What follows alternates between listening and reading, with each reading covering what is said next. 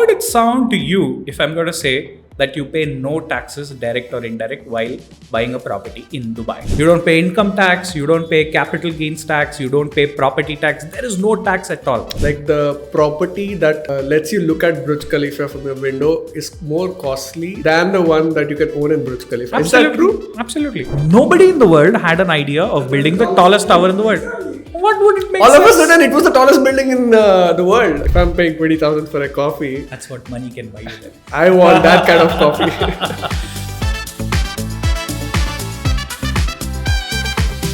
Hello, welcome to Hash Talks, the very own Visualhash podcast. I'm Raghuram, and as the series has been going on, we have been bringing a lot of guests to you from various backgrounds in real estate and other sectors as well. And in a similar fashion, for today's episode, we have a real estate professional who's been in the market for a long time, a real estate professional from Dubai. So, as the name suggests, I want to educate myself of how the Dubai markets work, how the real estate has grown in Dubai for a while, and thereby also educate you how it works as well. So, without any further ado, let me introduce to you Mr. Prasanna. Hello, Mr. Prasanna. How are you? Hi, Raghu. Good evening. All well? Yeah. So, how you've been working as a real estate professional for how long? Well, I initially started my career in India. So I worked in multiple cities and multiple markets in India. And due course of time, I grabbed an opportunity to work overseas because there's a huge NRI market which Indian developers offer to. So I worked my way up, and then I found an opportunity to work in the Dubai market, and here I am. So yeah, you've been working for the past few years. So yeah, it's been over 10 years to be precise, and experience doesn't matter. It's how much you've learned and how much you apply, and how good your understanding is to bridge the requirement of the buyer to the supply that is there. Yes. So I'll just give you a small agenda of what this podcast is. Sure. We've been working with real estate developers for quite a while now, and I myself have been in the industry for 3 years, I guess. Yeah, 3 years. So I know quite a well about the Hyderabad markets and how general Indian real estate market works. But when compared to international markets, I would say it's very basic. It's more of from a customer point of view, it's more like what if पैसा वहाँ कैसे लगाएंगे हम लोग, बाहर कैसे लगाएंगे, बाहर कहीं पैसा लेके जाना है. So there's the inhibition that I personally have. So being a professional in this industry, if I have it, there must be many customers out there who are actual investors who would also be in a similar situation. So why is that? Why are people very inhibited to invest in foreign markets? Yeah, it's a great question. In fact, to start with, you are bang on the point. Yeah. It's I would look at it this way. Forget investing in real estate for a moment. I mean, let's say that what is the next thing that you are desiring to buy? Could be a phone, could be a car, yeah. Right? Now, we have always, as consumers, been spoiled with options, right? Yes. So you never know where your decision is inclined to. But first and foremost, what you look at is, does this product immediately suffice my requirement? Once it does, whatever you get over and above that is a bonus. Of course. Say, for example, you want to buy your next mobile phone. Yeah. Right? Or you're going for an upgrade from your existing mobile phone. You would obviously require the current features of your phone to be available in your new phone. And an upgrade. And there has to be an upgrade, which is exactly where the market is heading to. There are two things to this.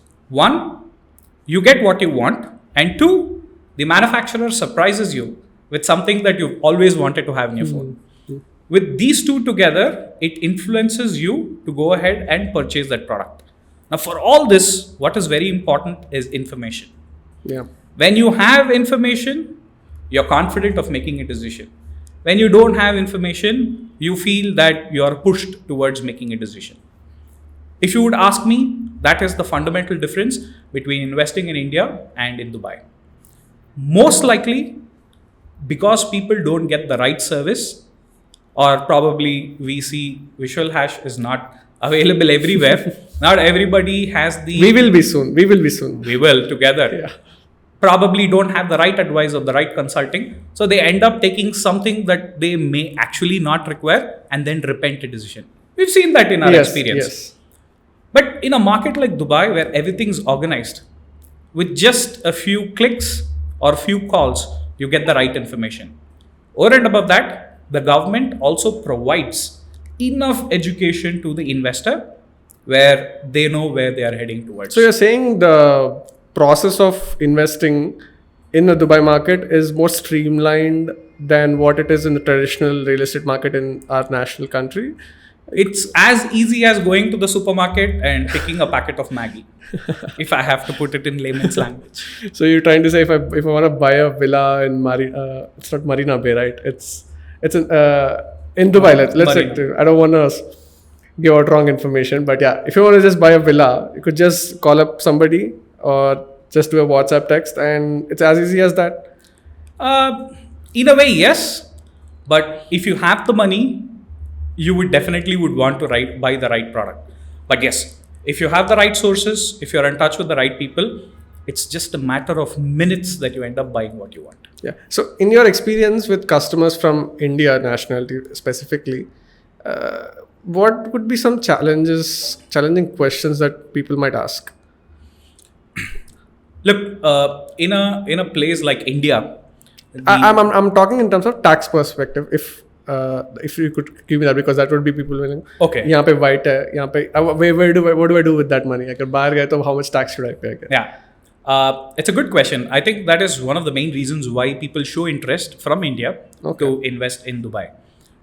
Let's take, for example, you make a commercial investment or a residential investment for that matter, and you rent out your apartment. Now, when you buy the apartment, you end up paying a GST. Yeah. You end up paying registration cost. How much is it in Hyderabad? It's 7%. 7%. Yeah. So 7 plus 5 is about 12%. Yes. Goes away. Yeah. So that's when you buy the property, you end up paying the government 12% taxes. Yeah. That's how the land works here in India. Plus, when you are renting your property, on the rental income that you get, let's say if you have put it on a TDS property management company, Yeah. you will have to pay fees to them. Yes. On that bill, you will have a GST that you will have to pay. And on the income that you get, You're paying TDS on that. you are paying TDS and income tax on that. Yes. So let's keep the math aside, but there is a considerable amount of taxes, direct and indirect, that you pay towards it. Of course. How would it sound to you if I'm going to say that you pay no taxes, direct or indirect, while buying a property in Dubai? Like the government takes zero. That is the exact reaction that I get from my clients who are purchasing from India. So then my follow-up question was that how is government incentivizing investments in Dubai? And I think this answers that, to be honest. See, the government looks at real estate very differently. Fundamentally, they are not promoting real estate as a means of revenue to the government. But there's no revenue to the government, right? As you just said. They take 4% as registration charges to help Okay. you register the title of the property in your name. Yeah. But fundamentally, they don't look at that 4% as a revenue to the government. It ends up going back to the development of real estate. Now, what's interesting is real estate acts as a very important component to the GDP of Dubai government. Okay. Now, there are a lot of other macroeconomical factors that involve in it. You know, tourism is big Yeah, exactly. in Dubai. What is tourism? People from many countries come there, have a good time, explore the place. They appreciate and like what Dubai has to offer, and then go back home. Yeah. In the process, they end up experiencing some of the amazing hospitality that the world has to offer. Yeah. Now, Dubai is like a pocket dynamite. You get everything in it, starting from hospitality, tourism, and you call it outdoor activities, indoor activities, due course of which you also understand how homes are. You stay in a hotel apartment. Let's say you don't get a hotel, which is more likely the case in Dubai. Yeah. So you come during, say, November, December, end of the year. That's the season where people flock in Dubai to have a good time with their family. Why is it? Because of the weather?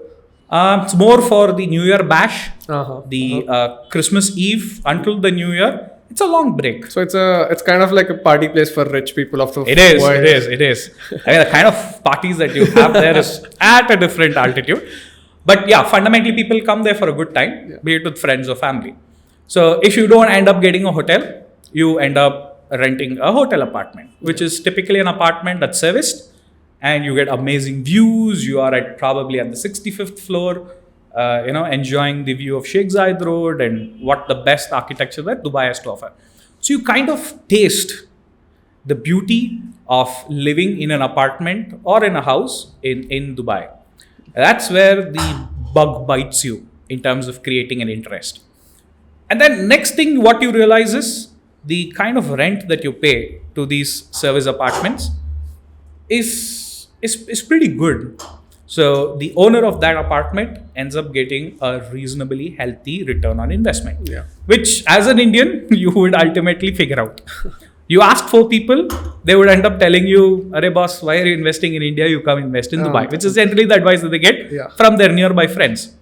Slowly your interest starts building. And what they do is, when they travel before they leave, they at least try to understand who are the best developers, what are the projects going on. I mean, in our sales center in DAMAC Hills, which I mentioned to you earlier during your off record, so we've got a massive 42 million square feet community, which is about 1,000 acres. It's a resort. And we've killed the market with that. When people come there and they experience the community, it's just a matter of discussing how much they want to invest and what kind of unit they want to take. That's it. There is no selling per se. So in the process of which the client is never under the pressure of buying. Now, where I'm coming from is tourism, which is one of the biggest pillars, acts as an influx into real estate investment. Now, tourism is just one part. The other part is the way the economy is built in Dubai. There are no direct taxes. You don't pay income tax, you don't pay capital gains tax, you don't pay property tax. There is no tax at all. Again, that's part of the reason why many companies, startups are registered in Dubai for tax reasons as well, I believe. Yeah, it is. Of course, there are a lot of other inherent reasons as why they do it. But I don't want to get into it. It's not an economy gyan session that we are having. But yes, ultimately, people who come and set up businesses or make real estate investments in Dubai is fundamentally for the no tax reason. Okay. So what you get as gross is typically what you take back home as net. Yeah. And the government doesn't care. You go with your entire expertise, with how much ever you want to invest. There's no ceiling on how much you can invest in Dubai. At least for the Dubai government. But there must be ceiling from how much you can take out from India and put in. Like I said, there is no ceiling as far as Dubai government is concerned. Okay. But we do have people from India who have a target in a year as how much they want to invest in real estate. So these are certain advices that are given by the auditors and financial managers who handle overseas transactions as well. So we may not be the expert, but they are. So on their advice, they come and they make the investment. But ultimately, where it boils down is, I don't pay taxes, which I'm not entitled to pay. So I buy the property which I own and I get an earning from it and I enjoy it 100%. This is fundamentally why people from India show a lot of interest in investing in Dubai. Yeah, and you said earning. So I invest my money, the one that I earned here, I invested in Dubai property and I'm earning in it. So where does the money, where do I earn it from? Like in which account does it fall in? Okay, again, a very tricky question. It depends on the take home or the backdrop of why an investor invests in Dubai. One is if his intention is to relocate his family in Dubai. And mind you, Dubai is one of the safest and secured city in the world. Yeah, I've heard. It ranks 5th in the world. Okay. So fundamentally, let's say if investors from Africa or from India, from Pakistan, Asian countries in general, they prefer and always yearn their family to have a better life and have a more safe and secured, give good education to kids, have good medical facilities, and have a better life technically. This is one of the main reasons why they invest. So on this regard, the returns on the property is not what they look at. They buy a property, move their family, give them a great life. Yeah. And the husband, as usual, doesn't care what he wants to do. As long as family is taken care, half his problems are sorted. The other category of people who invest in Dubai is more to create a second base for their business. Okay. We have a lot of investors from Gujarat, from Delhi, from Hyderabad, Yeah. who are into commodity trading. What is commodity trading? I have a product which I want to trade in Europe or I want to trade in Africa. It's difficult because India has a good setup, but the traffic is very high. Yeah. And certain things are not very streamlined in India. Or they already have clearing and forwarding. And they want to diversify. They want to make it big.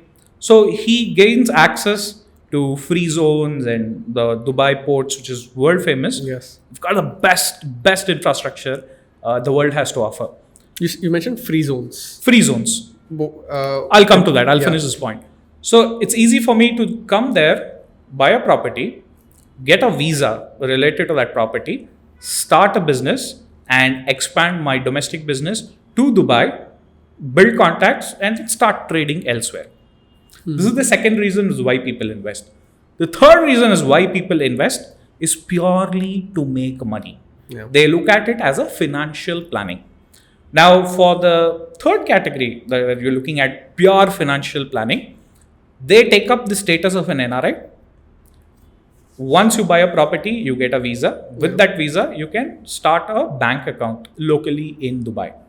And all your earnings from that property or elsewhere will go to that bank account. And this visa is lifetime free? Now, you have two categories in visa. Okay. So, it depends on how much capital you're investing in the property. Okay. If it is between 750,000 dirhams to 2 million dirhams, you get what is called as a property investor visa, which is valid for 2 years. Okay. With that, you can sponsor your kids, you can give visa for your wife, to your parents and all that. And automatically, you get the eligibility of opening a bank account. And as long as you're holding the property, you can keep renewing it once every 2 years. The other category of visa that you get with a property is what is called as golden visa. I'm sure you being a Gen Z kid, you see a lot of these social media influencers. Yes. They are invited by the government and they're issued golden visa. Yeah. It's because they want to promote golden visa in a country like India. Because with 2 million dirhams, which is roughly about 4.5 crores of investment, you get 10-year visa. This was not the case before. Earlier, the government used to give golden visa only for 5 years with a laundry list of conditions. Okay. Now it's become very liberal. Yeah. And people are just pouncing on this opportunity. Everybody wants to go invest only for the sole purpose of getting a visa. Okay. With that 10-year visa, you can sponsor your family, you can sponsor your maid, a driver, you get priority in all government services. You of course get a bank account and multiple entry. So how much should I invest to get a golden visa? Minimum 2 million dirhams, 4.5 crores. 4.5. That's relatively, that's normal. That's normal for people, for an HNI, for a luxury investor. Yes. It's very easy for them. Very easy. And yeah, when you mentioned tourism, one main thing that pops up would be how Dubai is known to have one of the greatest architectures in their buildings, in their tourism, etc. The Dubai Mall, the Burj Khalifa for a reason, the Hotel Atlantis for a long time. And what was that? What's that? We have this islands on the sea. What World Islands. Yeah, them as well. So how has architecture helped you bring such a opulence to the market? It's probably an extension of what we were discussing about tourism. Now, unlike India, Dubai is not blessed with natural scenery. Yes. Dubai is technically a trading area where they used to build boats, do pearl fishing, and that's about it. Other than that, you have a coast and rest everything was desert. What you see today is all man-made. Yeah. It's built by people, typically you and me. Why is that? Why did they have to do it? Let me just take you back, say about 60, 70 years back. Okay. In UAE context, Abu Dhabi, which is the capital, which is one of the Emirates, was the only emirate which found considerable amount of oil. Okay. Dubai was oil deficient. They hit oil in the year 1960, if I'm not wrong, and it was very That's less. late. That's very late. very late. In compared to That was very, very less. Yeah. So this visionary called Sheikh Zayed. He was Who's the current prince? so you have the Khalifa family, which is generally the prime minister of UAE, and then the ruler of Dubai, which is His Highness Sheikh Al Maktoum. He's the president of UAE. So each one of the ruler has a association to the context of UAE. Yeah. So it was His Highness Sheikh Zayed who formed UAE. Before that, they were individual kingdoms. He said, we will be outbeaten if we are not together. So a sense of brotherhood came, and all the 7 rulers together. That's when all the Emiratis came together. Yeah. So I think the year 1971 or 72, I'm not sure about the year, is when it was formed. So what was the necessity for forming it? Because Dubai knew they did not have enough oil for them to be an Abu Dhabi or a Kuwait or a Bahrain. He knew that this is not what's going to play. What next? What opportunity do we have? That's when he decided that let's get into a stage where we are acceptable in the business front. Mm-hmm. Strategically, if you look at the geographic location of UAE, it's right in the middle of the world. Yeah. So he said, if anybody has to go east to west or vice versa, have to cross Gulf. Yeah. So why not have a port? Let's start a port with whatever decent facilities we can offer. We will give it free of taxes. And hence the gateway. That started it all. And slowly they could see movement of people, which are technically traders, who sought to stay there. So if people have to stay, they need to have hotels. They need to have reservations. That's where The real domino estate effect started. And then tourism came big. And the government had to earn revenue. How do I earn revenue? Is by tourism. Why will people come to Dubai? Just to see desert sand and sea? They can go elsewhere. So they started building monuments. Yeah. They started building the Dubai skyline. Yeah. Interestingly, the company that I work for is DAMAC Properties. We have a DNA where no two developments of DAMAC is alike. Okay. Yeah, I've seen that in your pictures. Every building will have a unique DNA and a purpose and a theme and a concept behind why it is made in such a way. So it's storytelling, and at the same time bringing in, today we are conscious about reusability, sustainability, all those elements are brought in. So that's where it started, still going, and will still continue. You mentioned, we've been mentioning tourism a lot. Tourism has been probably the integral part of this conversation, and also integral part of how Dubai has been sustained. Yes. But tourism took a very huge hit a few years ago. The COVID pandemic hit the world by surprise, and all markets went down. True. Not just real estate, but every stock index just leaped down. How did Dubai, were there any notable things that you, as a part of Dubai professional, real estate professional, how did Dubai cope up with that? Look, until the point, was it just inevitable like every other? Like chalo, no, let it pass. It did. I mean, it. If I have to jog back in my memory, in December is when we started. December 2019. Yes. Is when we started reading about this flu that was spreading in China. Yeah.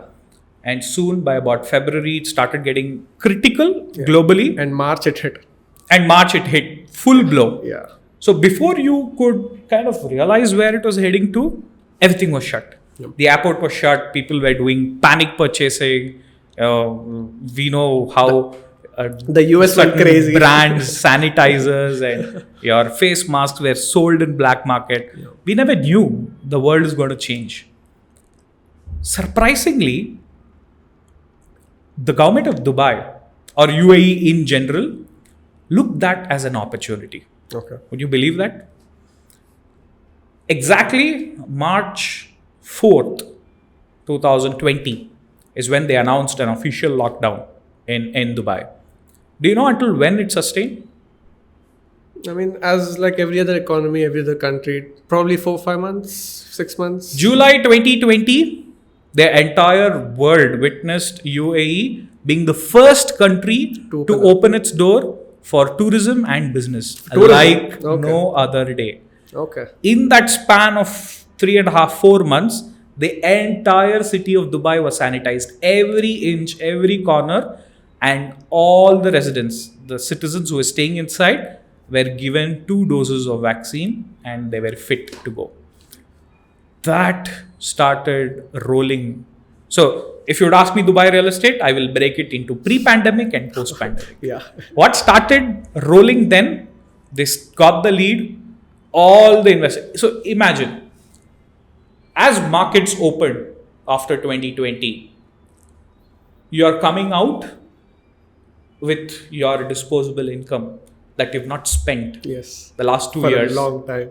And you're hungry and you're desperate to invest this money because cash in hand is a depreciating asset. Yes. Net present value of money depreciates, whichever currency you may take. It has to be invested in a product or in an asset which appreciates. And the fear as well, I believe.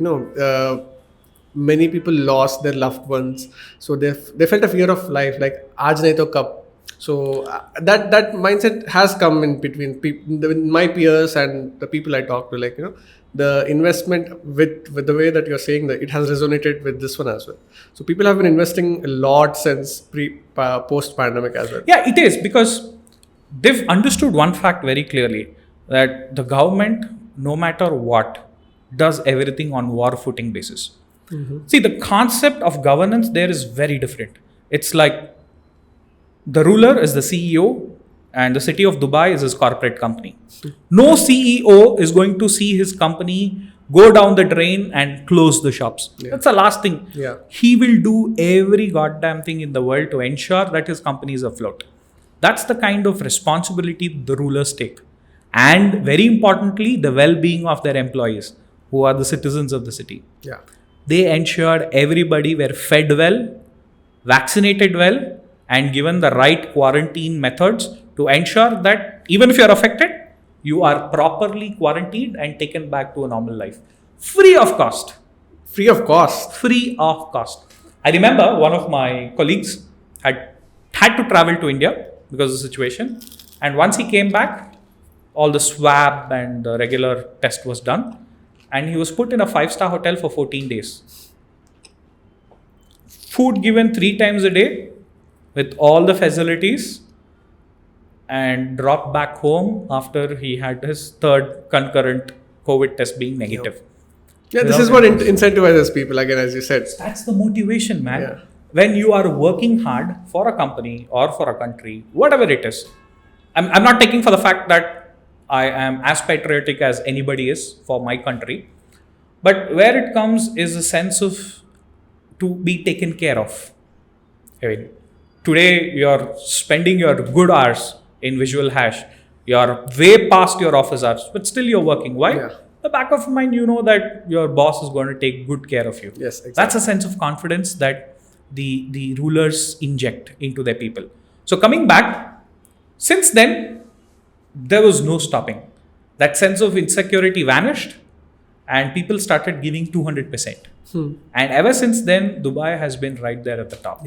Today, we are the 3rd most visited city in the world. Okay. What are the first 2? I think it is let's put a Singapore, Hong Kong, Paris, I think Madrid. Singapore, Dubai is right at the top. You mentioned you're working with DAMAC right now. So give us few. I want to understand what makes DAMAC different, or how is it different to all the other developers out there? Okay. First and foremost, Dubai in Dubai, DAMAC is a private entity, right? So we are not backed by the government. So there are government entities? Yes, there are. Okay. So the government entities are big, and they also are known as master developers. And that's the government source. You could say that's, you said real estate is also a GDP earner for the government. Yeah, it is. So those government-backed real estate companies, so they could be one of the major part of their GDP as well. Yeah, it is. See, how it all started is the government wanted to develop Dubai as a city. Now, you can't expect a private guy to come and develop for you, right? You have to pump in your money and do it. So that's where they floated companies like Nakheel and Emaar and Dubai Properties, which is all part of the Sheikh's investment. And he started saying, Nakheel, you go to this corner, develop this area. Emaar, you go here, develop this area. That's how we got Burj Khalifa. Yeah. So Burj Khalifa that you see stands in a huge land parcel called as Business Bay Downtown. That entire area from scratch, land reclamation to building the kennel, it's a big work, mind you. It was all done by Emaar. Palm Jumeirah was built by Nakheel. World Islands was built by Nakheel. So that's how they started developing different corners of Dubai. And it's like a jigsaw puzzle. So I did this, you did that, let's put it together. She did that, he did this, let's put it together. And slowly Dubai started building together. What started there then started having a business sense. So let's build homes for people and sell it. And then they made it to the stock exchange, then they listed, people started buying the shares, and today they're monsters. Yeah. Monsters in a good sense. Yes, of course. And also they deal with private developers like us. So if let's say DAMAC wants to go and buy and build a property in Business Bay, so we don't go directly to Dubai Land Department like how you do it here. So you go to HMDA. Yeah. You go to HMDA, apply, you buy the land. Yes. So there I go to Emaar and say, give me this piece of land. So Emaar then allocates that land. With that building permission, I go to Dubai Land Department and start building my apartment. So unlike the traditional sense where many people own large parcels of land, individual people, in Dubai markets, the government holds large parcels of land, which gives people, incentivizing them to build them up. Absolutely. Nice. Absolutely. Nice. So they have a vision for doing a master development. So around that, you will have different quarters of real estate being built. You will have a mall coming, you will have retail, residential, commercial, and all that. And they piece it together and form it as a location. And everything has been like bling, bling, bling. Like you talk about the Dubai Mall, it's bling. Yeah, it is. It is. The Ferrari World, it's all notable structures in just one small part of it. It's a small city. Let's just agree. It's a small city. Again, we are resonating back to tourism. Yeah. Because every day you have to rediscover and do something new to catch the attention of the world. If I stop reinventing, I become boring. Yeah. The wall that's coming up. How long is that? It was so long, but it was the downside it's coming up in Saudi. It's called Neom City. Yeah. Originally, it was 150 miles. 150 miles. Now it's become 1.5 miles. Yes. They've shortened. That was the most shocking thing that everything has been headliners that Dubai announces. Everybody is copying Dubai today. Exactly. Singapore's copying Dubai. Yeah. Everybody wants to be a part of that race, but it takes time. Yeah. The success that Dubai has got is not overnight. It takes the government's backing as well. Decades of building, and timing is very crucial. If you look at Burj Khalifa, nobody in the world had an idea of building the tallest tower in the world. Exactly. What would it make All sense? of a sudden, it was the tallest building in the world. I said, it will make no sense. and they said, they started discouraging. I said, you pump in $1.4 billion in a building. We don't know for sure tomorrow it's going to fetch you revenue. He says, I don't care. This is my vision. This is what I want to do. Let me show people what they want rather than wait for them to come and ask me. He did it. And even today, you have millions of people. You come to Dubai during the New Year's Eve. I challenge you, you get anywhere close to Burj Khalifa within a radius of 5 kilometers. I challenge you. People flock in millions to look at the fireworks happening in Burj Khalifa. Yeah. And there's this popular, I don't know if it's a myth, but I've heard this phrase a lot. Like the property that lets you look at Burj Khalifa from your window is more costly than the one that you can own in Burj Khalifa. Absolutely. Is that true? Absolutely. See, I'm not taking the credit away from what Burj Khalifa has created in itself. But it's like this. So if you're going to buy a property in Burj Khalifa, it's good. You created an address. You're investing in a global marvel. Yes. What next? You stay in that apartment. What do you look out? You look out at those boring buildings that are standing outside. But instead, a guy who's probably invested a fraction of what I've invested outside have a magnificent will have an amazing view. Imagine in the night, it sparkles like a jewel. It's you cannot describe it in words. but you will have to come and experience the magnanimity of that structure. And imagine every day you will have hours of advertisements that come. Yes. Even That happens every day. every day you will have some celebrity, their birthday being flashed there. You will have some movie promo being released there. Shah Rukh Khan is the foster son of the Sheikh. Yeah. For his birthday, it was like another fireworks that was happening. People flock there. How much does it cost? Like, if I want to put, like, can I do it? Like, Yeah, you can. If I'm not mistaken, for 30 seconds, they charge about 25 lakh Indian rupees. It's not very expensive. By the way. That's okay. But getting a slot is a challenge. Acha. You might have to probably wait for a couple of years. And some recommendations as well. Yeah, of course. Yeah. You'll have to pull a lot of So, things. birthdays and any celebration, anniversary celebrations, of course, that has to be done. I mean, you and me cannot obviously not do. They have screening process. Acha, they have. That was I was wondering. Obviously, you can advertise as a company. Do that. They have different slots. And then every day there is this fountain show that happens there. But yeah, ultimately, you thrive towards investing in these kind of monuments. When Burj Al Arab was built, you've seen that Burj Al Arab hotel? Yes. 7-star, the world. The only Atlantis hotel. Is it called the Atlantis? Atlantis is like a castle. Okay. There's another one. There's a white and blue building that looks like a ship sail. This is the corner one. Correct.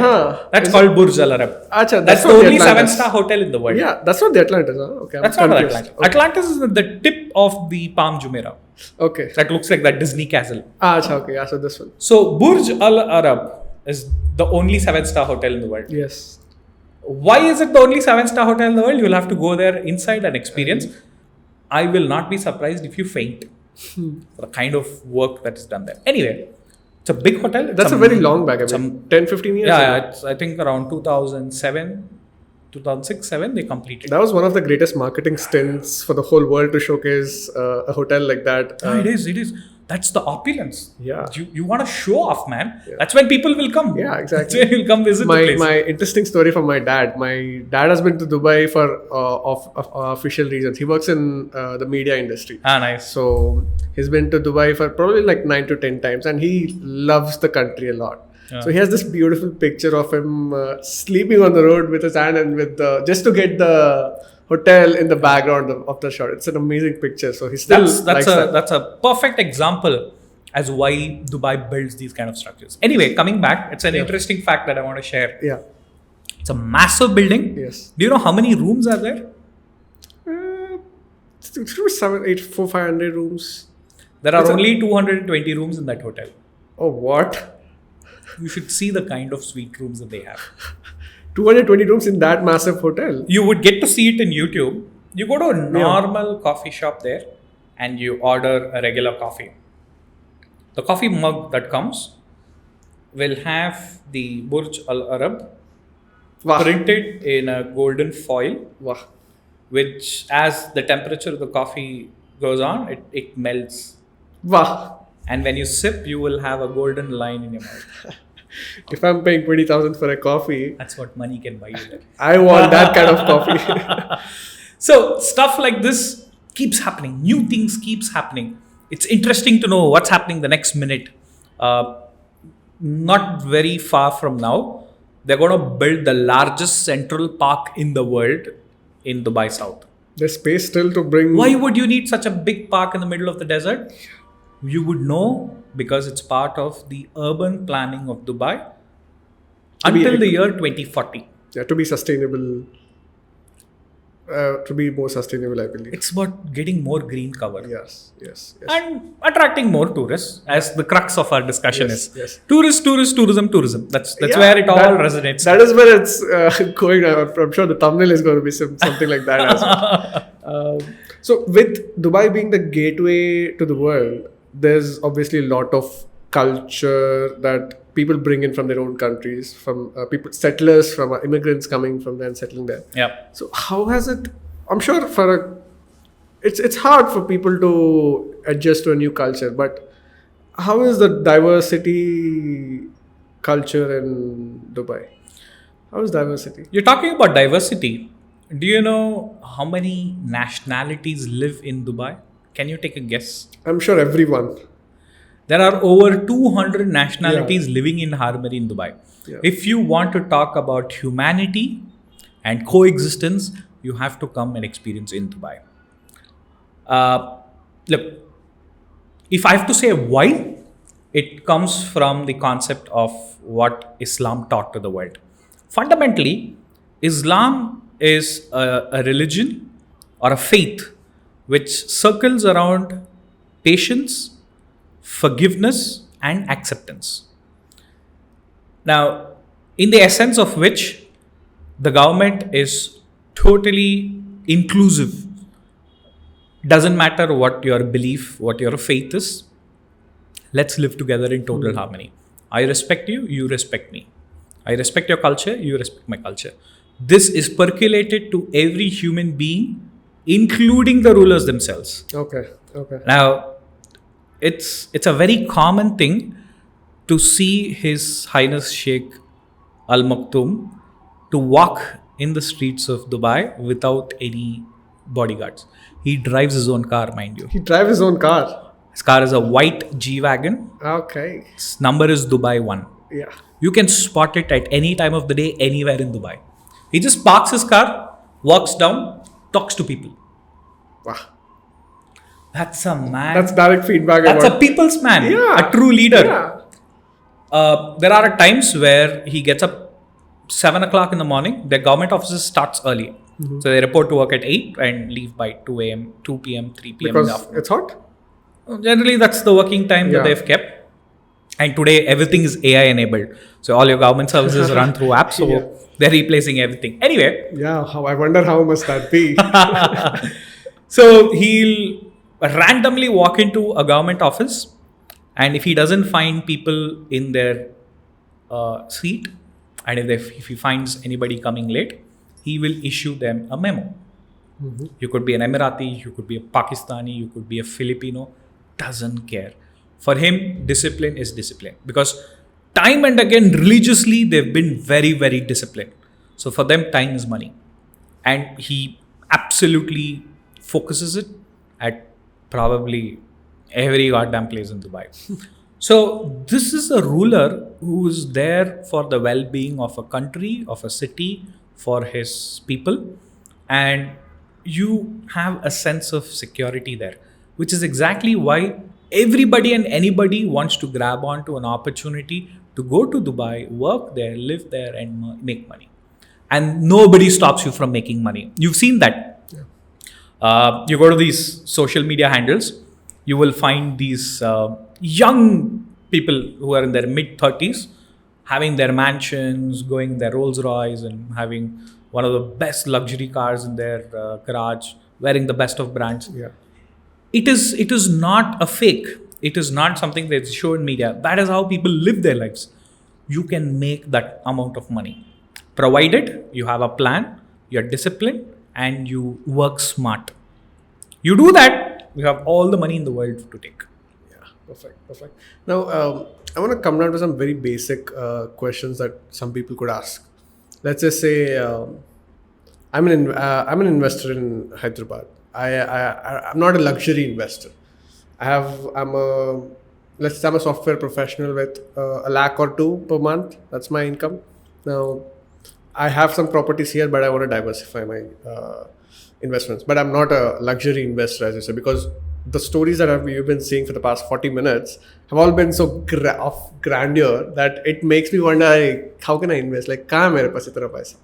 So, a person with 2 lakh and income per month, how could he grab the opportunity to put his money in Dubai?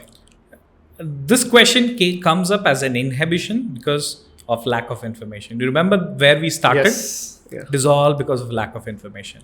It is a misconception that Dubai real estate is for the cream. It is for the rich. It is for the wealthy. You plan from today, in the next 6 months, you can buy your own property in Dubai. Okay. Now, let's take this example of an IT professional who's probably earning a couple of lakhs. Yeah. Say 50% of his earning, he could be comfortable in paying the EMI. Now, for a 1 lakh EMI, he could probably buy a property worth 2.5 crores, maybe Kokapet, Yeah. Nanakram Kuda. High-tech city is difficult, but yes, these places he can get a 15-year loan, and he ends up probably closing it in about 10 years or 11 years and ends up owning the property. Interestingly, in Dubai, the average EMI that you would be paying for a similar property is again 1 lakh rupee. Now, there, the developers are smart in offering attractive payment plans where you can plan your money without actually having to take a loan. So, in the hindsight, How is that? I'll tell you. Yeah. So, we have multiple schemes depending on the development time of a particular project. Yeah. You will pay 20% as your initial down payment, 30% on possession. So this 30% is not a challenge. So you will have 4 years to accumulate and pay 30% at the On end. your possession. On possession. Okay. What is the rest of the 50? So your only difficulty is arranging this 24%, which is why I said if you plan from now, in the next 6 months, you can buy a property. Yeah. The remaining 50 goes through a 1% per month basis. Until the time of possession. Until the time of possession. Wow. So I've got this product called ELO, which we launched in DAMAC Hills 2, which is our second community. Cost of a 1-bedroom apartment is 550,000 dirhams. Which translates to? 1.3 crores. That's affordable. You fairly. have given the answer. Yes. Who said Dubai is expensive? If you want to buy probably in Palm Jumeirah, then maybe not. Yeah. But in Dubai, you can buy. We give opportunities for people who are looking in that bracket or even more. But as you come above the bracket, more and more you've got opportunities to invest. And which is why education and investment information is critical, very critical for people to get that confidence, saying, you know what, I think I can make that investment. That is more than enough. We will do the rest and help them, handhold them, take through the process and complete everything. Perfect. What's DAMAC currently doing in the Indian markets right now? Like how do I have to travel to Dubai to get it done, or are any other property developers incentivizing me to just, maybe in the own comfort of my own city, I can visit you, I can talk to you. Is there anything like that that's been happening? So that is exactly why I have now visited Hyderabad. So DAMAC as a management takes a lot of focus in the Indian market because our top investors, as always, have been Indians. So what we're trying to do here is, we know that Hyderabad to begin with is one of the major markets where we sell our products. Now earlier, up till this point, we used to do events in 5-star hotels. Yeah. We have our agencies, our partners who host these events, call people, they get the information, they make the investment. What about the rest? People who are not able to be reached, what happens to them? Is why me and my team, we take different pockets of the world. Okay. We go to new markets. We collaborate with partners like Visualhash, who have the capability and the expertise to actually build this network of being a representative of the mark, where people can walk into the offices of people like Visualhash, get the information, and we are also slowly building a process where we could get an experience center made where they can sit from the experience center in Hyderabad, connect with our team there, and have an immersive experience of how projects are being done there and explore the different opportunities that they have with DAMAC. And I'm sure the products that we have you seen Hookbot, and everybody has seen capabilities of that. So with employing Hookbot into your experience centers, into our experience centers, I'm sure it will be very easy for It is. See, with products like Hook, I think the experience is very immersive. So that's the best thing about developers in Dubai in general, because Dubai is a city. They're open to. They're very. They embrace new technologies, and that's why you come to Dubai. You don't have to actually pay money. You don't have to carry cash. It's tap everywhere, which is like GPay equivalent here. Yeah. But yes, in India, digitalization has happened big time.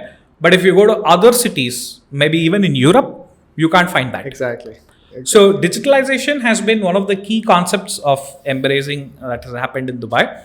But as we go, the government in itself is using a lot of AI tools. You've got programs that are replacing, normal day-to-day jobs, which is both good and bad. But it's good in a way that technology is being accepted.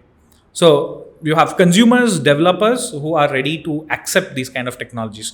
So we are in the process of discussing with Visualhash in trying to collaborate and start setting up these kind of. So what this basically does is, up till the last point, the client is covered. So by sitting in the convenience of here in Hyderabad, you drive down to the experience center of Visualhash, go there, book an appointment for an hour, and explore as much as you want with DAMAC, and you have all the information, which will ultimately help you take a decision. Yes. So here's where we've created business out of nowhere. That's it.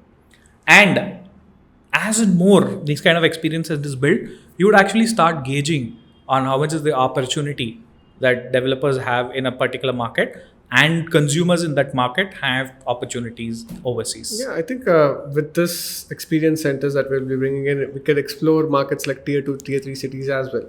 You never know what they could hold. Exactly. Yeah. See, one is the whole investment factors goes out of the equation. When it's an asset light model, it generally has a higher acceptance level, because what is important is the connectivity. If I'm able to see the buyer and the buyer is able to see, and with the whole lot of tools that are embedded in it, it's interactive. Yes. He can start tangibilities, it comes into the equation, and he's more connected.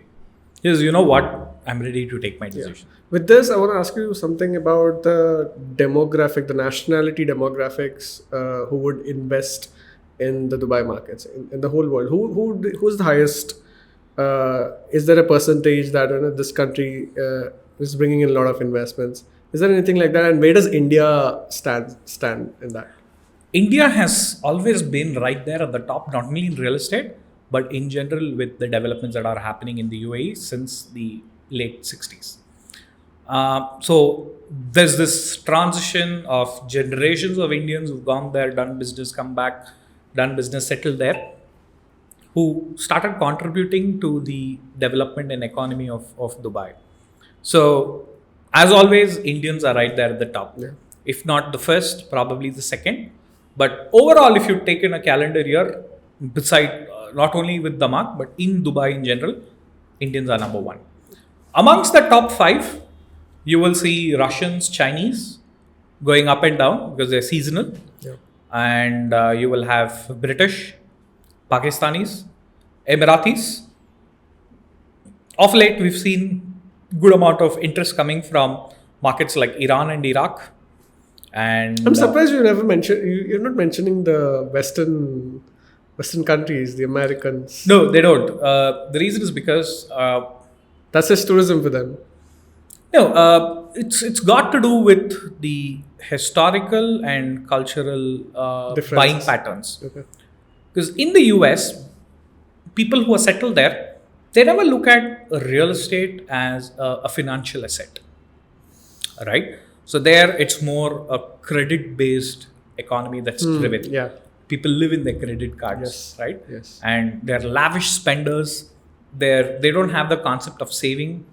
So and homes are generally very cheap compared to any other country in the world because we've got huge real estate and the population. All these are factors for the 2008 financial crisis. Yeah, I did, no? Yes. So when you're not able to get back your debt, you will have to write off. How much can you write off? How much can the government support? At one point, the bubble burst.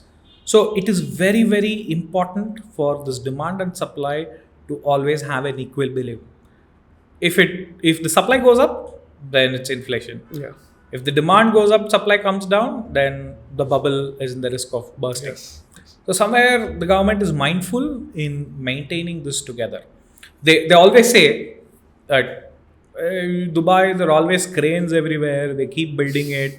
With all that supply, who's there to take? There's so much of oversupply there. it's all cock and bull story. With some half-baked information, people comment, and if you want to make any decision, there are a lot of people in the society to discourage, to give you all unwanted information, Exactly. to discourage you, fill you with negativity. Exactly. That's there in everywhere. It's people without any data-driven services. Exactly. For a country like Dubai, who's so into tech, without any data, they won't be spending Exactly. billions of dollars into such infrastructure. I'll give you a statistic. You know the expo that happened in Dubai? Yes. It's supposed to happen in Visualhash 2020. was there. Visualhash was there. Ah, really? Okay. Grand finale, yeah. I don't know. So it happened in 21. Yeah. So originally they expected about 25 million people to attend the expo. Ultimately, there was some 67 million people had attended the expo. So their conversion is very simple. Now, of this 25 million people, you take 1%, which is about 2.5 million people, who would decide to stay back. Okay. Now, That's in enough. that, I take 10%. It's about 250,000 people. Yeah. So with one event like an expo, if I'm going to experience an influx of 250,000 immigrants deciding to stay, work, do business in Dubai, they obviously need housing. Exactly. In the present scenario, if all the projects of all the developers in Dubai complete, it will not even supply 50% of this demand. Imagine the other forms of influx that comes here. And do you think the environment in Dubai, the desert as we're calling, how is Dubai planning for that? How is with the demand that you're saying is being created in the past few years? How is just the weather or the land or the desert capable of sustaining such a large demand? Okay, Dubai during its golden era, that is in the 90s, used to be just concrete jungle, Yeah. right? There used to be just building everywhere. Slowly, concept of sustainability started setting in, and they knew that they had to prepare for the future. Dubai, what is built today in Dubai is not for today. It's for the next 5 years or next 10 years. Now, the government is providing credits to developers who operate in sustainability, reusability, recyclability. If I'm going to prove if my building has a LEED certificate, you know what is LEED, right? Lead, yeah. So it's a energy efficiency certificate that they give. So 70% of natural lighting comes in, water consumption is very less. They award you a certificate. If I'm able to produce that certificate, I earn incentives from the government. They provide developers cash. It's similar to carbon credits that you're... Similar, very Yeah. similar, very similar. So now slowly they are encouraging this environment. The COP28, the Yeah. Global Climate Change Conference happened yes. in Dubai. Yes. They rocked it. Yeah. Kind of plans that Dubai put forward, people were shaken. Oh my God, these guys are planning for the next 100 years. Year 2117, the government is promised to have the first Emirati colony in Mars. What? Can you believe it? It's there in fine print. You go to Master Urban Plan 2040 of Dubai, you will have their committed inked. And they've already started working 4 years back. Okay. They've sent a satellite and a probe to Mars to study about Mars. Their UAE astronaut went to the International Space Station to study about it. Okay, I had information about some things, but not about the Mars colony that... So that's the intensity with which they work. Coming back, today, the communities that we develop, like for example, DAMAC Hills 1, we have 40% of the community with green cover. Yep.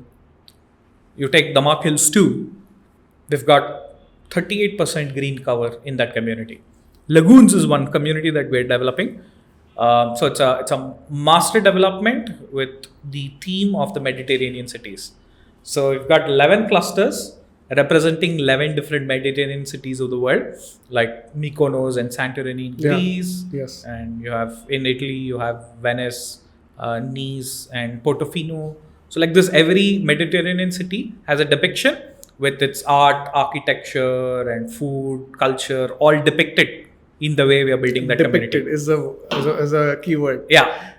So we are coming up with the largest man-made lagoon in a residential community in that project. So it's not green, it's water. Yeah. So it's going to be cool and well regulated. That's the science behind why we develop it. So one aspect is it's eye candy. The other aspect is it's sustainable. The third aspect is we are not, mishandling nature.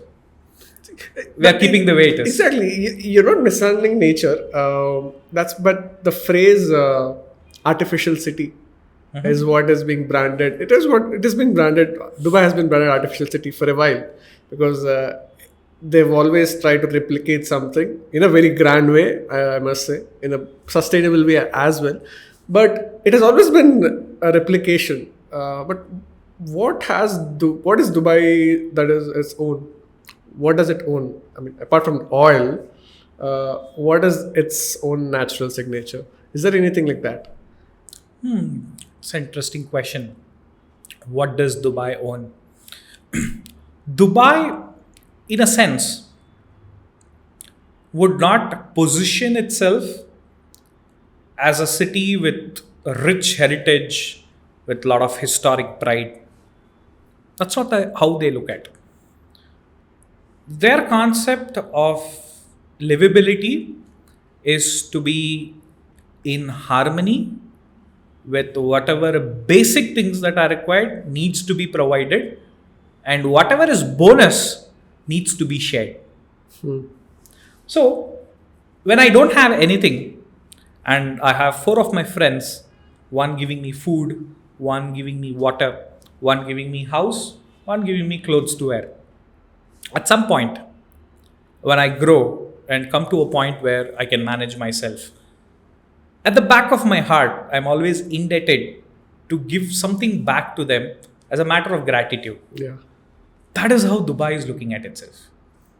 The reason why you see it being accepting people from different parts of the world, and you would always see UAE being politically neutral. Exactly. So in the recent events between Israel and Palestine that had happened, you would never see anybody talk ill about UAE.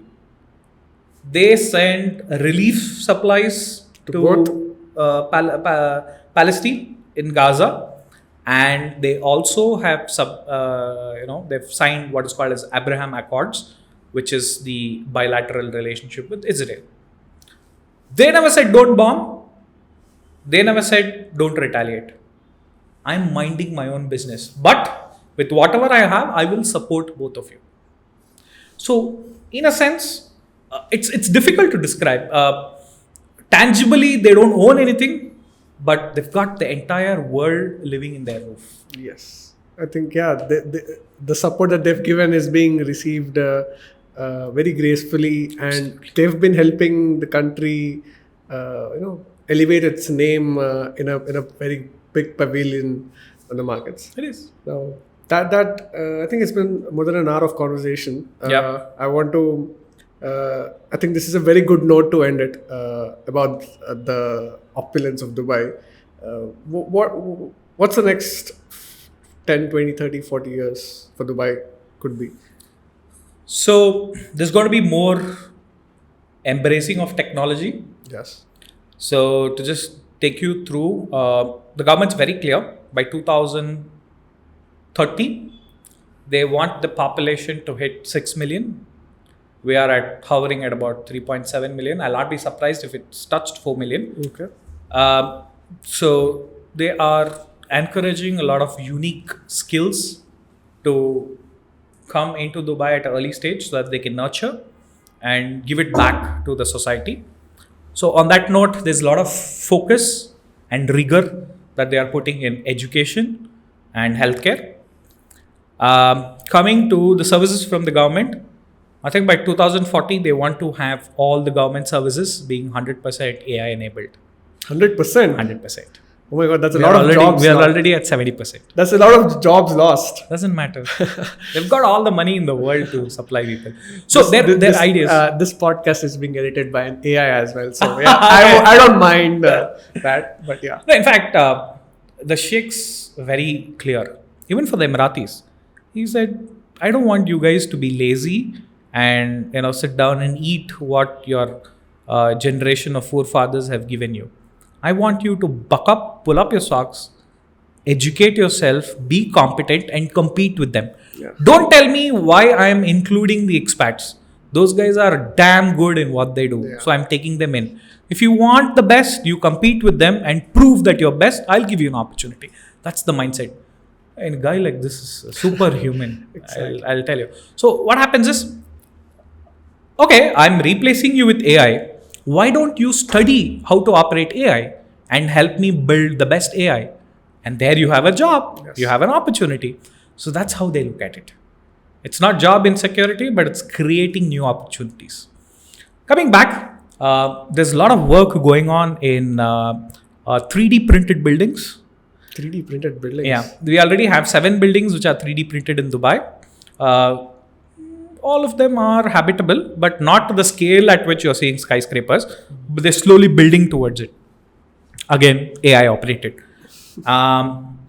Reduction of carbon footprints. They want to reduce their existing carbon footprints to 70% lesser by 2030. Yeah. So these are some of the whole world is racing towards being carbon neutral and carbon zero. Yeah, it is. And See, as they should be. Yeah, it is. And there's a lot of focus put in encouraging people to use public transport. So as part of that, we have 2 lines of metro that's operating. They're introducing 3 more lines in the next 10 years. So hopefully Dubai should be well interconnected. And honestly speaking, I don't mind taking the metro. Because when you have roads like that, where you can cruise down at 200 kmph in your Bugatti, Yeah, why would you wanna? In a way, you would want to make their cars more purposeful. There's one old article or a photograph that I've seen where in the New York metro, there's this CEO of Citibank sitting in the metro and reading newspaper. Yeah. So that's how big people are. When they can embrace, why not us? That's the whole point. And believe me, their metro and public transport is just out of the world. Okay. Just for that experience, you should leave your car and take the metros. So these are few things that they are focused in looking at. And so a lot of technology enabled work is on. We've got autonomous buses coming in very soon. Okay. Autonomous taxis coming in. Yes, I think it's already here. Yeah, still under testing. Few testing. Still under testing. Yeah. They want to perfect it and make it foolproof. That's going to take a lot of time. And we've got more electric cars. You're going to have hydrogen fuel cell running buses. Yeah, and more greenery, more roads, more buildings, more real estate to be done. Yeah. So a lot of land towards the southern part of Dubai, and there's a lot of master developments going on. And DAMAC as an organization is in sync to that vision, where we want to contribute as much as possible in terms of the communities that we build. So our 4th community is coming up very soon, which is spanning about 57 million square feet, roughly about 1,800 acres. Oh, that's beautiful. Yeah. And I forgot to mention about the Etihad Rail project. Okay. So it is funded by the Abu Dhabi government, where they are coming up with one straight railway network connecting all the 7 Emirates, and in future interconnecting to Oman as well. Oh, that's beautiful. So it's going to interconnect sea freight, air freight, and rail freight. So doing business between the Emirates is going to be more easy. That's beautiful. So a lot of your listeners who are in the space of logistics supply chain will be interested to know what their opportunities are in Dubai. Exactly. I mean, Dubai is anything that you do. You sneeze, you have an opportunity there. You're good at making Maggie, you have an opportunity in Dubai. Yeah, great stuff. We are looking forward big time. And it's been a great podcast. Yeah. I never knew we were being recorded. I want to end the story. I want to end the podcast with a story from my side. Yeah. Then I'll let you complete it. So for the 2021 Expo, when my colleagues were in Dubai, they traveled in a cab, and one of our employees, he lost his cell phone. He forgot his cell phone in the cab. So few days he went to the expo, then he realized, oh, I lost my phone. He's like, chalo, wo chalega. He thought it's lost because he could not contact the cab driver, but he lodged a complaint again. He's back to India. He got a new phone. Then he gets a call from someone saying that, we just found your phone. The cab driver just returned it. Yeah. And he was surprised. Like, I think ऐसे लोग भी होते हैं क्या? That's Correct. when he told the story to us, and we were surprised. Okay, wow, okay, this is Dubai. That already has elevated the level of safety that we were talking Absolutely. about. Being the safest country. Fifth safest city. So that has already put us on a pedestal about that country. And yeah, he got his phone back. Yeah. I had a very similar experience. Okay. I didn't even take the receipt. So normally when you're a resident in a particular city, you're not mindful of collecting receipts, not checking the driver's number or the cab. But the moment you realize you've dropped your phone, the cab is gone. Yeah, it's gone. You can't find them. After 2 days, I got a call from the taxi service company, and they asked me to come to their office and collect it. Wow. And they have a small declaration form where they say that I've collected it, which they will file it as part of it. So I'm not taking the credit away from the driver being honest, but if you notice inside the cabs, you will have cameras facing outside and inside. Okay. So they're monitored. So if the security surveillance person from the cab company finds out the driver's fiddling with the phone that has been found from the cab, he can lose his jobs and be deported back to his country. One mistake, Raghu. Yeah. You can never forget it for your life. That's how much they repent. Even the traffic rules, I heard the stories are crazy. 1 kilometer away from the speed limit and you're done. Yeah, so in Dubai, except for Abu Dhabi, whatever you see as a speed limit, you can go up to 20 units more than what is. So if it says 80, you can go up till 100. Okay. 101, you're fine. Oh, damn. There's no police dragging you in one corner, asking for your license. You're captured in HD quality, probably 8K, may not be 8K, 4K at least. And probably in the next few hours, you will get an SMS with a link from Dubai police. You click it, you got a beautiful selfie with your car cruising at 110 with 500 dirhams fine. Wow. And I also had this story where you miss one exit on the highway and you're in Abu Dhabi again. Is that how long the exits are? No, yes and no. Yes, in the sense that there's one particular highway where if you miss an exit, you will end up coming to Abu Dhabi. Oh my God. But then as you learn driving, if you are good at reading boards, then you're taken care of. Don't use maps. That's the first thing I tell a new driver starting to drive in Dubai. Don't look at maps. There are just 4 main roads. All the 4 main roads are interconnected, taking you from point A to point B. You just have to know from which road, which exit to take. And you don't have to memorize. All the location names are given with the exit numbers with the arrows. Yeah. Just follow it. Be in your lane, follow the arrows and drive. And you're safe. Yeah. It's been touchwood 3 years since I've been driving, 3-4 years since I've been driving. Until now, I've not paid any fine. Yeah. So I'm muting that point because I don't want that to happen and haunt me back. But yeah, sense of discipline.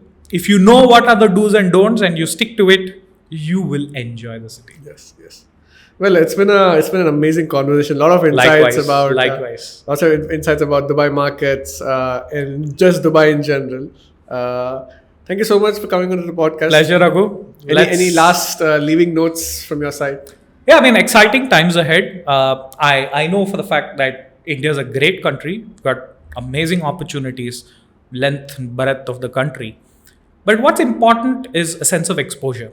You would always have to no matter what you do, whatever could be the nature of job, it is important that every day you learn something new, you rediscover and kind of put yourself in different scales and assess how you perform. So on those lines, it is also important to know as your skills are built, you will also have to assess the other opportunities that you have around the world. That's how I found my way into Dubai. And I will take this opportunity. It's not a Gyan session, but then what's worked for me and for many millions of Indians staying outside, there's no harm in experimenting, in looking at opportunities. For all that you know, you might actually get that job that you've always been dreamt of doing in a place like Dubai. So keep exploring, keep experimenting, keep renewing yourself. I think good things to follow. Yeah. very sorry. I'm recollecting something that I want to talk about again. Yes, please. The lotteries, the Dubai lotteries. We hear a lot about it. Randomly you buy something and you're a millionaire the next day. It's got to be in the culture of being opulent.